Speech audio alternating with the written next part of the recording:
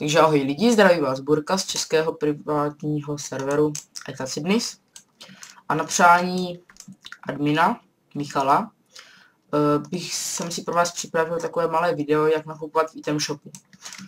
Jak jste si mohli všimnout, v samotné hře přibyla nová postava, item shop. Takže jak nakupovat? Nejdřív, než si budete vůbec něco kupovat, musíte na něj kliknout, na item shop. Tak teď jste jakoby zaregistrovaní. Mám tady 50 e-mincí, které jsem si koupil. Tak a teď vám ukážu, jak na to má na internetu. Na internetu je to samozřejmě podobné, jak to bývalo, víš, dá se říct včera, předevčírem.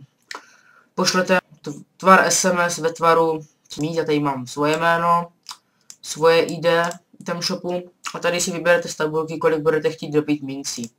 Když si mince dobijete, tak se můžeme samotné. Tak ve hře už není nic jednoduššího, než kliknout si na item shop, itemy, já tady třeba si koupím poukázku levelu, tak dále, poukaz levelu zakoupen. Poukaz levelu budete mít normálně tady a většinou se to dává Michalovi, no a to už víte. Takže já bych se chtěl rozloučit a to je tak asi všecko. Tak zas někdy čau.